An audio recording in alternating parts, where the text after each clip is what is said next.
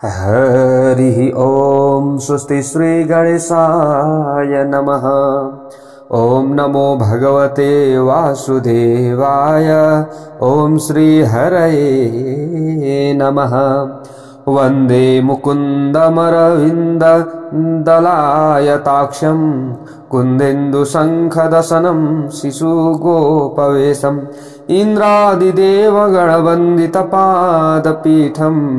बृंदावनालयमहं वसुदेवसूनुम्। नारायणं नमस्कृत्य नरं चैव नरोत्तमं देवीं सरस्वतीं व्यासं ततो जयमुदीरयेत्। भक्तवत्सल भगवान को जय। श्री मत्स्य महापुराण को जय। समादरणीय वंदनीय प्यारा भक्त भागवतहरु, हजुर समक्ष हामीले श्री मत्स्य महापुराण कथा राखिरहेका छौं। श्रद्धा भक्ति विश्वास का साथमा हजुरहरूले कथा श्रवण गर्दै हुनुहुन्छ, आफ्नो जीवनलाई धन्य बनाउँदै हुनुहुन्छ। प्यारा भक्त भागवतहरु, जो राजा रजी हुनुहुन्थ्यो, हजुरहरूले पुरुरवाको वंश परम्परा भनेको चन्द्र वंश परम्परा भित्र, जस्तै चन्द्र वंश भित्र जो राजाहरू भए, जसको यश जसको महिमा श्रवणले तपाईं हामीले केही न केही ज्ञान प्राप्त गर्दछौं र हामी पनि कहीं न कहीं भगवानकै अंश भएका कारणले गर्दा हाम्रो पनि वंश परम्परा कहीं न कहीं गएर त ठोकिन्छ प्यारा भक्त भागवतहरु। त्यसैले हाम्रा यी सबै पूर्वजहरू हुन्, हामीले यसरी बुझ्नु पर्दछ। चाहे कति सूर्य वंशी हुनु होला, कोही चन्द्र वंशी हुनु होला, अथवा भगवान ब्रह्मदेव बाटै हामी त्यही वंश परम्पराबाट हामी यहाँ आइपुगेका छौं। भगवान शंकर कै वंश परम्पराबाट हामी आइपुगेका छौं, अथवा हामीले यसरी बुझ्नु पर्दछ। त यहाँ राजा रजीले इन्द्रलाई पुत्र बनाउनु भो र सम्पूर्ण आफ्नो राज्य इन्द्रलाई समर्पित गर्नुभयो अनि तपस्या गर्नका लागि वनतिर जानुभयो। रजी पुत्रैस्तदा छिन्नं बलादिन्द्रस्य वैभवम् यज्ञ भागं च राज्यं च तपोबलगुणान्वितैः। त्यसपछाडि तपस्या बल गुणहरूबाट सम्पन्न रजी पुत्रले भनेको रजी राजाका पुत्रहरू थिए नि। अब रजी राजाका पुत्रहरू हुँदा हुँदै रजी राजाले के गर्नुभयो, इन्द्रलाई पुत्र बनाएर सम्पूर्ण राज्य सुम्पिदिनु भयो। रजी राजाका पुत्रहरूले, छोराहरूले अब आफ्नो राज्य खोज्ने प्रयास गरे। खोज्ने प्रयास मात्रै गरेनन्, खोजे इन्द्रको सम्पूर्ण वैभव। हामी हुँदा हुँदै इन्द्रलाई छोरा बनाएर सम्पूर्ण राज्य दिने। गए इन्द्रबाट वैभव अनि इन्द्रको यज्ञ भाग राज्य बलपूर्वक उनीहरूले आफ्नो बनाए। यस प्रकार रजी पुत्रद्वारा सताइएका, राज्यबाट भ्रष्ट भएका अथवा राज्यबाट च्युत भएका जो दिन दुखी इन्द्र हुनुहुन्थ्यो, इन्द्र तुरन्त बृहस्पति गुरुको पासमा जानुभयो। दुःख पर्यो, पीडा भयो, गुरुको शरणमा इन्द्र जानुभयो। भन्नुभयो, गुरुदेव न यज्ञ भागो राज्यं मे निर्जितस्य बृहस्पते राज्य लाभाय मे यत्नं विधत स्वाधीषणाधिप। म रजीका पुत्रहरूद्वारा सताइएको छु हे गुरुदेव, मलाई यज्ञमा भाग पनि मिलिरहेको छैन हे प्रभु। मेरो राज्य पनि रजी राजाका पुत्रहरूले बल जबरजस्ती लिएका छन्। त्यसैले हे बृहस्पति, हे गुरुजी, पुनः मेरो राज्य प्राप्तिका लागि कुनै न कुनै विधान उपाय गर्नुहोस्, ल्याउनुहोस् है। त इन्द्रले आफ्नो राज्य त प्राप्त गरेकै थिए, इन्द्रलोक त इन्द्रको छँदै थियो, तर रजी राजाले भूतलको पनि सम्पूर्ण राज्य इन्द्रलाई जिम्मा लगाइदिए। त्यसै कारणले गर्दा लोभले लाभ, लाभले विलाप भयो नि त यहाँ। त रजी राजाले आफ्ना पुत्रहरूलाई पृथ्वीको राज्य चाहिँ बाँडिदिएका थिए, दिएका थिए भने सकिहाल्थ्यो। त पृथ्वीको राज्य पनि इन्द्रले गर्न लागे।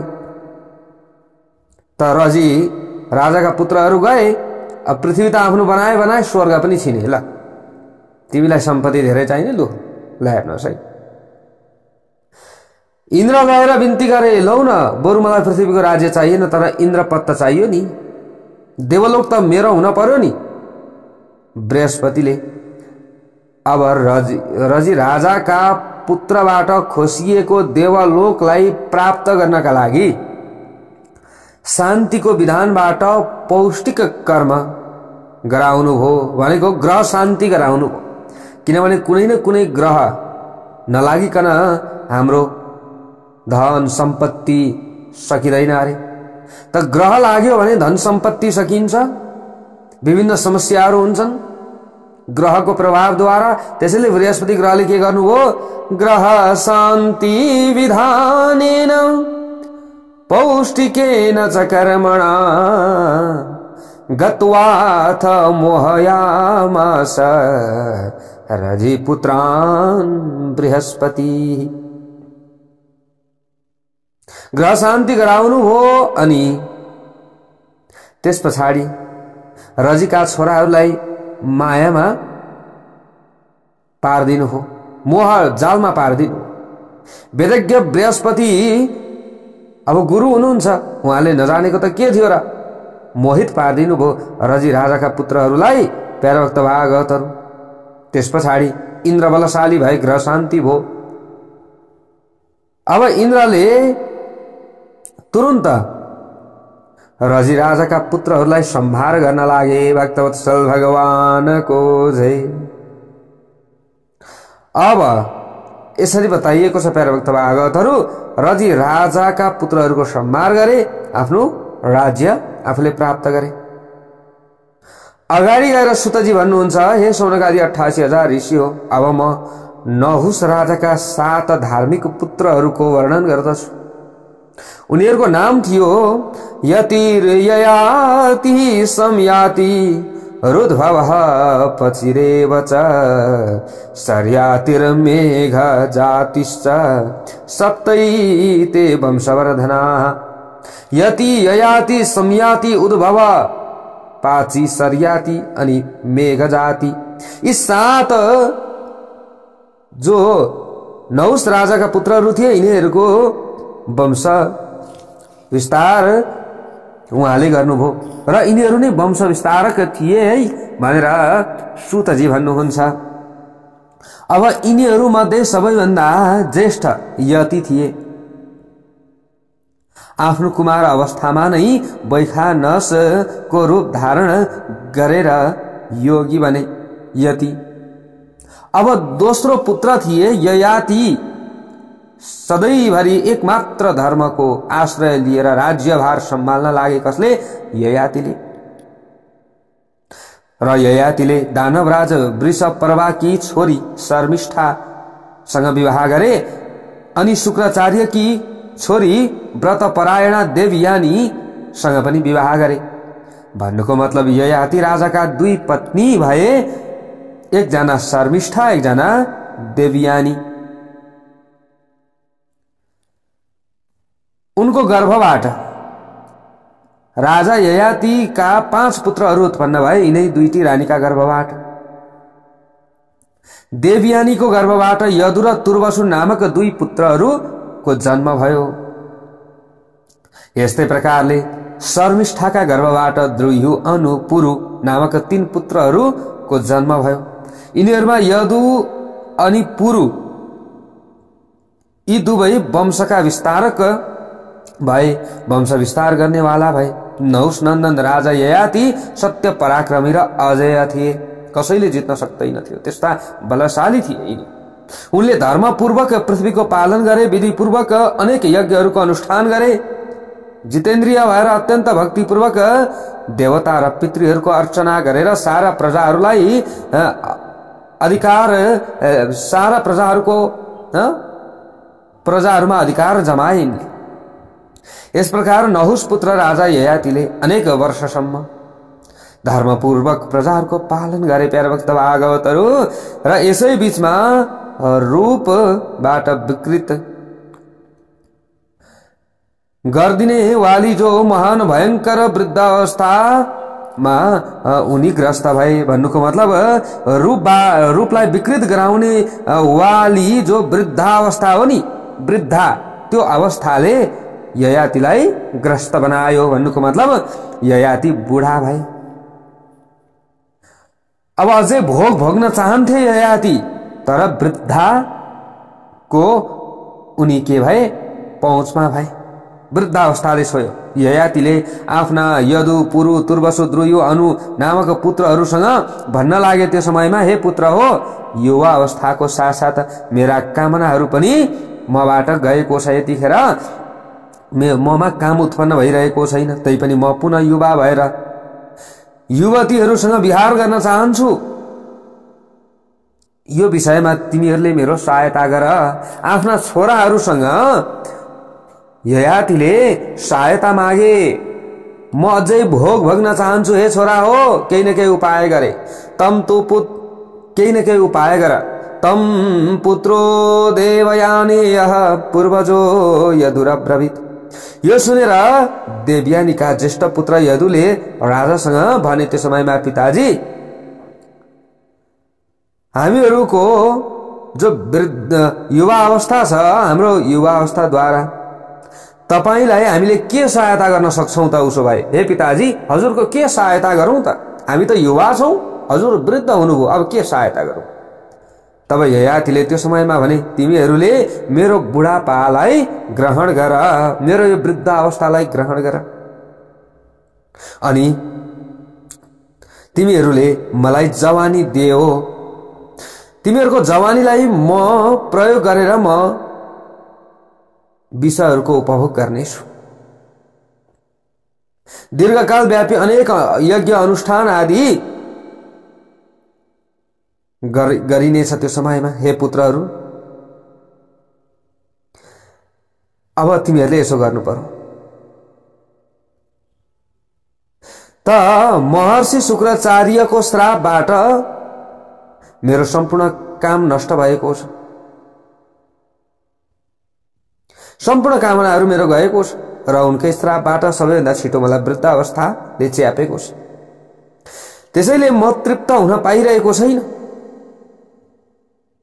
यसैले तिमीहरू दाजुभाइहरू सल्लाह गर, र सल्लाह गरेर मेरो बुढापालाई तिमीहरूले स्वीकार गर, र मलाई जवानी त्यो रूप प्रदान गर। किनभने यो शक्ति हुन्छ, यो शक्ति छ, त्यो म परिवर्तन गर्न सक्छु। मेरो वृद्ध अवस्था तिमीहरूलाई दिन सक्छु, तिमीहरू मध्ये कुनै एकलाई, र तिमीहरूको जवानी अवस्था मैले लिन सक्छु, त्यो शक्ति ममा छ। यति कुरा ययाति राजाले भने। तर यदु आदि गरेका 4 पुत्रले पिताको वृद्ध अवस्था ग्रहण गर्न स्वीकार गरेनन्। पिताजी, हामीले बल्ल बल्ल प्राप्त गरेको यो युवा अवस्था हजुरलाई दिएर हामी फेरि बुढो हुनु, तपाईको बुढापालाई लिएर, हामीबाट यो हुन सक्दैन। ययाति तुरुन्त क्रोधित भए, ए पिताको आज्ञा नमान्ने तिमीहरू, सुन, श्राप दिए त्यो समयमा। ल हेर्नुहोस् है प्यारे भक्त भागवतहरू, तिमीहरू राज्य भ्रष्ट हो। अब त्यस पछाडि कनिष्ठ पुत्र सत्य पराक्रमी पुरुले राजासँग भनेछन्, पिताजी, अब आफ्नो बुढापा अरू दाजुभाइले त स्वीकार गर्नु भएन, दाजुहरूले, तर मलाई दिनुहोस्, मेरो नूतन शरीरको प्राप्ति हजुरलाई होस्, र मेरो नूतन शरीरलाई हजुरले प्राप्त गरेर सुखको उपभोग गर्नुहोस्, मलाई श्राप नदिनुहोस्। म बरु मेरो जवानी अवस्था तपाईलाई दिनेछु, तपाईको वृद्ध अवस्था मैले लिनेछु, चिन्ता नगर्नुहोस्। कसले भने? पुरुले। जराम देहि नवया तनुवा मे यौवनात् सुखी, अहम जराम तवादाय राज्ये स्थास्यामि चाज्ञया। म हजुरको वृद्धावस्था स्वीकार गर्नका लागि रेडी छु, म उपस्थित छु र हजुरको वृद्धावस्था स्वीकार गरेर तपाईको आज्ञानुसार राज्य कार्य सम्हाल्ने छु। म पुरुले यति भनिसकेपछि राजर्षि ययातिले आफ्नो तपोबल, उसमा जुन तपोबल थियो त्यो तपोबलको आश्रय लिएर महात्मा पुत्र पुरुको शरीरमा आफ्नो बुढापालाई, वृद्धावस्थालाई स्थापित गरिदिए। त्यो तपोबल थियो अरे ययातिसँग, यसरी बताइएको छ। अनि स्वयं पुरुको युवावस्थालाई लिएर ययाति तरुण बने, तन्नेरी बने। त्यस पछाडि ययाति को वृद्धावस्थाबाट युक्त भएर पुरुले राजकाज सम्हाल्न लागे। यसै प्रकार 1,000 वर्ष व्यतीत भएपछि अजय ययाति यति समय बित्दाखेरि पनि काम उपभोगबाट अतृप्त बनिरहे। त्यो समयमा उनले आफ्नो पुत्रसँग भने, त्यो समयमा पुरुसँग छोरा, एक्लै अब तिमी मात्र को रहेछौ, एक्लै तिमी मात्र को रहेछौ, मेरा पुत्र रहेछौ, अरू होइन रहेछ। त्यसैले तिमी वंश विस्तारक मेरो पुत्र बन। आजबाट म यो वंश पुरु वंशको नामबाट लोकमा विख्यात गराउनेछु, चिन्ता नगर। तिमीले मेरो वृद्धावस्थालाई लिएका छौ, मैले जवानी प्राप्त गरेँ, मैले सुखको उपभोग गरेँ, त्यसैले एकमात्र वंश विस्तारक पुत्र तिमी मात्र हुनेछौ, चिन्ता नगर। यति कसले भने? ययातिले भने। त्यस पछाडि राजसिंहसान, जो राजसिंह थियो, त्यो ययाति पुरुलाई राज्यमा बसाएर, सिंहासनमा बसाएर अभिषिक्त गरिदिए, भनेको राजा बनाइदिए। कसलाई? पुरुलाई। कसले? ययातिले।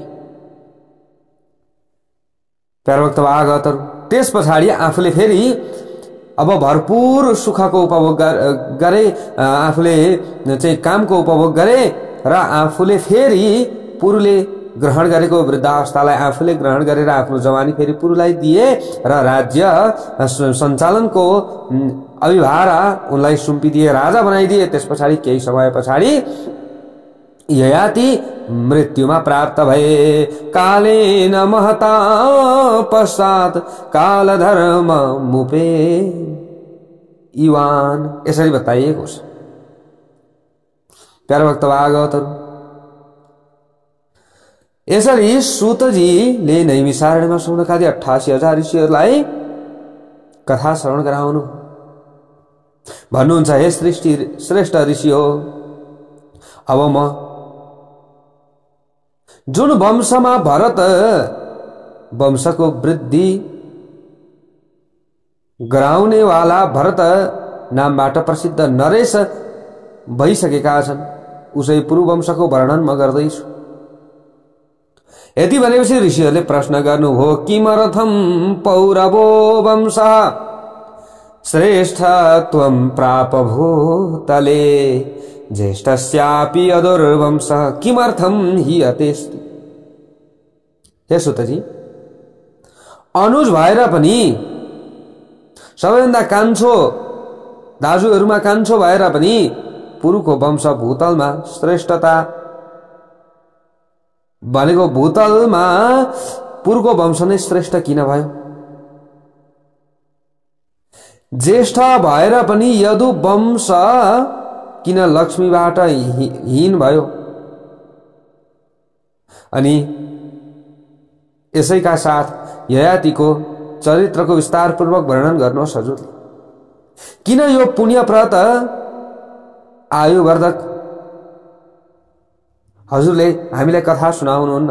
किनकि यो ययातिको वंश परम्परा, यो चरित्र त के छ? पुण्यप्रद भनेको पुण्यलाई दिनेवाला छ नि त। जसले यी चरित्रहरू श्रवण गर्दछन्, कथा सुन्दछन्, उनीहरूको पुण्य धेरै भन्दा धेरै बढ्छ र आयुवर्धक छ यो प्रसंग, आयु पनि बढ्दछ।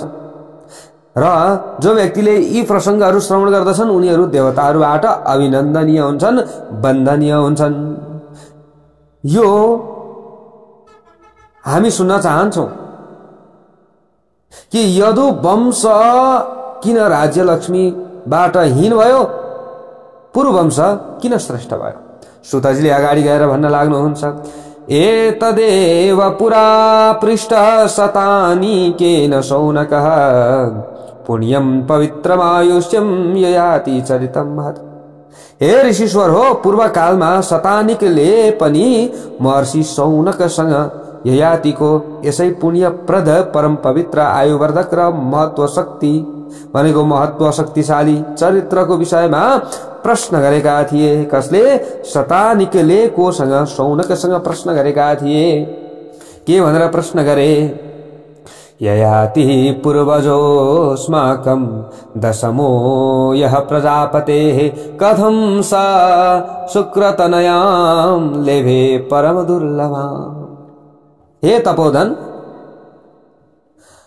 हाम्रा पूर्वज महाराज ययातिले जो प्रजापतिबाट भनेको ययातिले जो प्रजापतिबाट 10 पिँढीमा उत्पन्न भएका थिए उनैले शुक्राचार्यकी अत्यन्त दुर्लभ पुत्री देवयानीलाई पत्नीको रूपमा कसरी प्राप्त गरे? जो प्रजापतिमा 10औं पिँढीमा उत्पन्न भएका थिए कसरी विवाह हो त ययातिको शुक्राचार्यकी छोरी देवयानीसँग? यो वृत्तान्त विस्तारपूर्वक म सुन्न चाहन्छु। पुरुको वंश परम्परा म श्रवण गर्न चाहन्छु र यसै वंश परम्परामा पृथक पृथक राजाहरूको म वर्णन सुन्न चाहन्छु भनेर शतानिकले प्रश्न गर्नुभएछ। कोसँग? शौनकजीसँग। शौनकजीले अगाडि गएर उत्तर दिनुभयो, ययाति राशिद राजर्षि देवराज समुद युतिः तम शुक्र वृषपर्वाणौ वव्राते वै यथा पुरा। यहाँ भन्नुभयो शौनकजीले, हे शतानिकजी, पूर्व कालमा शुक्राचार्य र वृषपर्वाले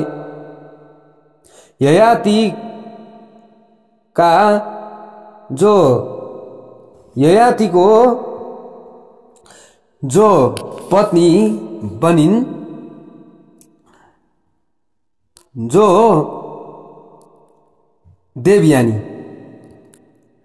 अब त्यति मात्रै होइन, वृषपर्वा की र शुक्राचार्य की छोरीहरूसँग विवाह कसको भएको थियो? ययातिको भएको थियो।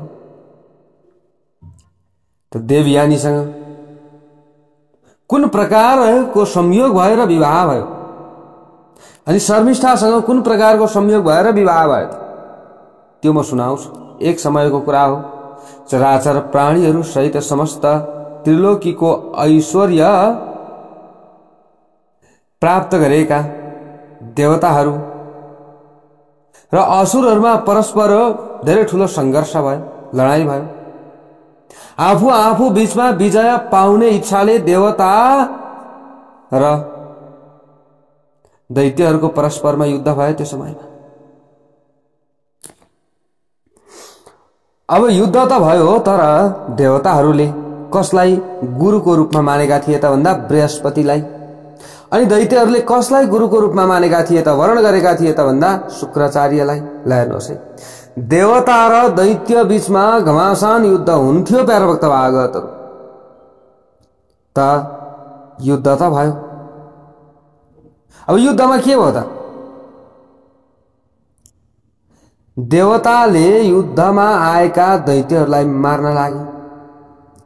मार्न त लागे, तर अब के मरे त ती सबै? मरेको मरै भए त न होइन। के भयो त? शुक्राचार्यसँग सञ्जीवनी विद्या थियो प्यारो भक्त भागवतहरु। सञ्जीवनी विद्याको बलबाट पुनः जीवित गर्दथे। कसले? शुक्राचार्यले। दैत्य जति मरे पनि बाँचेको बाँचे हुने। देवतामा त्यस्तो भएन। ल हेर्नुहोस्, अब देवताहरूले मार्थे दैत्यहरूलाई, तर फेरि जीवित भइहाल्थे। तर बृहस्पति गुरुले देवताहरूलाई जीवित गर्न सकिराख्नु भएको थिए। ल हेर्नुहोस्, शुक्राचार्य गुरु त सञ्जीवनी विद्या जान्ने हुनुहुन्थ्यो, तर त्यसको ज्ञान बृहस्पति गुरुलाई थिएन। यही कारणले गर्दा देवताहरूमा बडा विषाद भयो। त्यो समयमा देवताहरूले विषाद गर्न लागे, ओहो अब के गर्ने, दैत्य जति मरे पनि बाँचिरहने, हामीमा त्यस्तो भइरहेको छैन। देवताहरू शुक्राचार्यबाट अत्यन्त भयभीत भए त्यो समयमा। अब बृहस्पति का ज्येष्ठ पुत्र जो कच थिए, देवताहरू कच समक्ष गएर भन्न लागे, हे ब्राह्मण, हामी तपाईको शरणमा छौं, तपाईले हाम्रो सहायता गर्नुहोस्। अमित तेजस्वी ब्राह्मण शुक्राचार्यको पासमा मृत सञ्जीवनी विद्या छ, तपाईले गएर शीघ्र त्यो मृत सञ्जीवनी विद्या लिनुहोस्, सिक्नुहोस् गएर। यसो गर्नाले देवताहरूको साथमा यज्ञको भाग तपाईले प्राप्त गर्न सक्नुहुनेछ, हामी देवताहरूका साथमा यज्ञको भाग तपाईलाई दिनेछौं। यसरी भने देवताहरूले गएर कचसँग, अब हेर्नुहोस् अब यहाँ के हुन्छ, तपाईले हाम्रो यो काम गर्नुपर्ने हुन्छ। के काम त भन्दा तपाईले गएर शुक्राचार्यसँग मृत सञ्जीवनी विद्या सिक्नुपर्नेछ। राजा वृषपर्वाको समीपमा तिमीलाई विप्रवर शुक्राचार्यको दर्शन अवश्य पनि हुन सक्छ। त्यहाँ रहेर दानवहरूको रक्षा जो शुक्राचार्यले गरिरहेका छन्, यो कुरा बुझ्नु पर्यो। जो दानव होइनन्, फेरि को शुक्राचार्य पुरा दानव होइनन्, तर उनैले दानवहरूको रक्षा गरिरहेका छन्।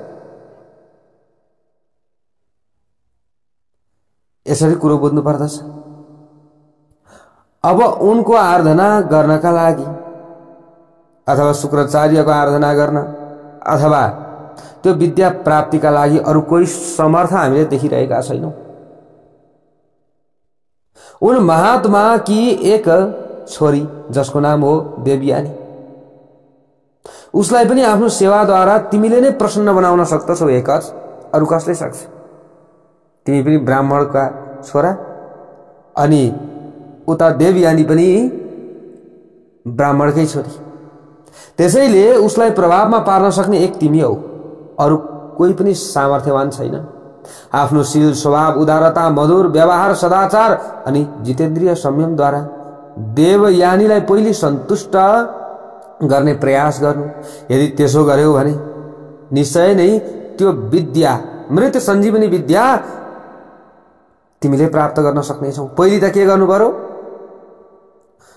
गुरुकी छोरी, शुक्राचार्य गुरुकी छोरीलाई आफ्नो बनाउने प्रयास गर्नु पर्यो तिमीले। यति भइसकेपछि त्यसपछि अवश्य पनि शुक्राचार्यले तिमीलाई विद्या प्रदान गर्नेछन्। अब यति देवताहरूले सिकाए कसलाई? बृहस्पतिका छोरा कचलाई। कचले पनि धेरै राम्रो भन्दै देवताहरूलाई आश्वासन दिए, ठीक छ, तपाईहरू मैले यति गर्दा प्रसन्न बन्नुहुन्छ भने म यो काम तपाईहरुको गर्दिन तयार छु। यति भन्ने बित्तिकै देवताहरूले कचको सम्मान गरे। प्यारे भक्त भागवतहरु, अब त्यसपछि कच वृषपर्वाको समीपमा गए। देवताहरूद्वारा पठाइएका कच तुरुन्त दानवराज वृषपर्वाको नगरमा गएर शुक्राचार्यसँग मिले। शुक्राचार्यलाई प्रणाम गरे र भने, भगवान, म अंगिरा ऋषिको पौत्र नाति, साक्षात बृहस्पतिको छोरो, मेरो नाम कच। हजुरले मलाई शिष्यको रूपमा ग्रहण गर्नुहोस्। ल हेर्नुहोस् है, अब देवताहरूकै गुरु बृहस्पतिका छोरा शुक्राचार्यलाई दैत्यका गुरु शुक्राचार्यलाई गुरु मान्नका लागि गए। भक्तवत्सल भगवानको जय। हामीले यहाँबाट के बुझ्छौं त? हामीले कथा मात्रै सुन्ने होइन, बारम्बार हामीले बुझ्ने प्रयास गर्नुपर्दछ। फाइदाका लागि व्यक्ति जहाँ पनि जाँदो रहेछ, हामीले यसरी बुझ्नु पर्दछ। र अरूको उद्धार हुन्छ आफूले सिकेको ज्ञानद्वारा भने त्यो ज्ञान सिक्नका लागि आफू पछि पनि पर्नु हुँदैन फेरि। तर अरूको भलाइका लागि त्यो ज्ञान हामीले प्रयोग गर्नुपर्दछ, आफ्नो स्वार्थका लागि होइन, यसरी बताइएको छ। त्यसैले अरूको भलाइ होस्, अरूको कल्याण होस्, यसका लागि हामीसँग भएको ज्ञानको उपयोग गर्नुपर्दछ, यसरी बताइएको छ। त अब शुक्राचार्यलाई प्रणाम गरेर आफ्नो नाम कस भएको कुरा उनले भने, मलाई शिष्यको रूपमा ग्रहण गर्नुहोस् हे ब्राह्मण, हजुर मेरो गुरु हुनुहोस्। म तपाईको समीपमा रहेर मैले हजुरको सेवा गरेर, ज्ञान त्यतिकै पाइँदैन नि, गुरुको सेवा गर। आजभोलि पो किनेको ज्ञान हामीले पाउँछौं त प्यारा भक्त भागवतहरु। किनेको ज्ञानले सम्पूर्ण आफ्नो धर्म संस्कार संस्कृति नष्ट भइरहेको छ हैन। पहिले त सेवा गरेर ज्ञान पाइन्थ्यो अनि त्यसको महत्व पनि हुन्थ्यो। आजभोलि त के छ, ल हेर्नुहोस्, मातापिताले पैसा तिर्दिहाल्नुहुन्छ, छोराछोरी जान्छन् पढ्छन्, मातापिताले कति खर्च गर्नुभएको हुन्छ, कहाँ खर्च गर्नुभएको हुन्छ, कसरी हुन्छ, कसरी ल्याएर चाहिँ पढाइराख्नु भएको हुन्छ, त्यो कुरा सन्ततिलाई थाहै हुँदैन। हामीले पैसा तिरेका छौं, सन्ततिलाई शिक्षा किनाएका छौं, त्यो किनेको शिक्षाले आफ्नो संस्कार संस्कृति सबै बिर्सिएर अरूको संस्कार संस्कृति अंगाल्न लागे व्यक्तिहरू। तर सेवाको शिक्षाले यस्तो हुँदैन प्यारा भक्त भागवतहरु। किनभने आफ्नै मेहनतले, आफ्नै हातले गुरुको सेवा गरेर, कठिन मेहनत गरेर व्यक्ति जसले पढ्दछ ती व्यक्तिहरूले पढेको कुरा लागू पनि गर्दछन् प्यारा भक्त भागवतहरु। आजभोलि पो किनेको शिक्षा हुन्छ, कसैले लागू गर्ने? जागिर खानका लागि मात्रै हामी के गर्छौं, शिक्षा किन्छौं पैसाले, अन्तिममा त्यो शिक्षा केका लागि प्रयोग गर्छौं? फेरि जुन पैसा गुमायौं नि त्यही पैसा डबल तिर्बल गर्नका लागि त्यही ज्ञान हामीले प्रयोग गर्दछौं प्यारा भक्त भागवतहरु। यस्तो कुरा रहेको छ। यहाँ कसले के भन्नुभयो, म हजुरको समीपमा रहेर 1000 वर्षसम्म हजुरको सेवा गर्छु, ब्रह्मचर्यको पालन गर्छु, अनि म शिक्षा लिन्छु। आजभोलि त ब्रह्मचर्यको के पालन हुन्छ र? 6, 7, 8 मा पढ्न पाएको छैन हैन। हामी आफै कन्या चिनाइदिन लाग्छौं आफ्नो छोराका लागि, आफ्नो छोरीका लागि वर चिनाइदिन लाग्छौं। त्यहाँ के ब्रह्मचर्यको पालन हुन्छ? ब्रह्मचर्यको पालन नभएको शिक्षाले त्यसले पनि पूर्ण काम गर्दैन। काम गर्छ केका लागि? त्यही पैसा कमाउनका लागि। ल हेर्नुहोस्, हुन त पैसा नभई पनि नहोला, तर पनि सम्पूर्ण कुरा त्यो हामीले प्राप्त गरेको ज्ञान सँगसँगै आफ्नो धर्म संस्कार संस्कृति त हामीले सकिसकेका हुन्छौं, थाहै हुँदैन त्यो समयमा के हो कसो। ल हेर्नुहोस्, यहाँ कसले भन्दै हुनुहुन्छ ब्रह्मचर्यको पालन गर्दछु, जसबाट मात्रै मैले त्यो शिक्षा प्राप्त गर्छु जुन शिक्षा मैले चाहेको छु लिनका लागि। शुक्राचार्यले त्यो समयमा भन्नुभयो, कच सुस्वागतम तेस्तु प्रतिगृह्णामि ते वचा अर्चैष्ये हमर्च्यं त्वा मर्चितोस्तु बृहस्पति। हे कस, तिमीलाई भलिभाँति म स्वागत गर्दछु। स्वागत पनि किन नगर्नु र? बृहस्पतिकै आफ्नै चेलाहरूकै शत्रुका गुरुको छोरो आफ्नो शरणमा आएको छ, कसरी स्वीकार नगर्ने? देखाउनका लागि भए पनि हेर, तिम्रो छोरा नै तिमी सर्व ज्ञाता हुँदाहुँदै, तिमीसँग ज्ञान हुँदाहुँदै मसँग शिक्षा लिन आएको छ, चिन्याउनु छ नि। ल हेर्नुहोस्, आजभोलिका गुरुहरूमा पनि यस्तै ईर्ष्यालुपन छाएको देखिन्छ प्यारो भक्त भागवतहरू। अरूलाई चिड्याउनका लागि, आफ्नो दुनु सोझ्याउनका लागि अनि यस्तै प्रकारले आफ्ना चेला चपेटा बढाउनका लागि व्यक्तिहरू लागि परिरहेको देखिन्छ। आफ्नो सम्प्रदायमा व्यक्तिहरू भर्नका लागि, आफ्नो सम्प्रदाय चलाउनका लागि मेरा यति छन् चेला चपेटा भनेर देखाउनका लागि गुरुहरूमा पनि होडबाजी चलेको, शिष्यहरूमा पनि त्यस्तै प्रकारको होडबाजी चलेको देख्छौँ हामी। हामी शिष्यहरू पनि कस्ता छौँ भने प्यारोक्त भागवतहरू त्यहाँ त धेरै छन् नि जनसङ्ख्या, फ्याट्टै हामीले विश्वास गर्छौँ। कहाँ कतिखेर को चिप्ल्या हुन्छ थाहै हुँदैन। ल हेर्नुहोस् है, हामीमा पनि यो भ्रमको पट्टी छ, हामीमा ज्ञानको पट्टी छैन। विभिन्न बेला विभिन्न क्लिपहरू भाइरल भइरहेका हुन्छन् प्यारोक्त भागवतहरू, जसमा न श्लोक शुद्ध पढिएको हुन्छ, न त्यहाँ न श्लोक शुद्ध उच्चारण गरिएको हुन्छ, न त्यहाँ शास्त्रसम्मत ज्ञान दिएको हुन्छ, तर हामी त्यही भ्रममा परिरहेका छौँ। ल हेर्नुहोस्, त्यही भ्रममा छौँ हामी। होइन नमानौँ भने पनि मनले मान्दैन। सबैलाई हामी बराबर देख्छौँ, होइन देख्नु पर्दछ भनेर शास्त्रले भने, तर सही र गलत हामीले छुट्याउन सक्दैनौँ।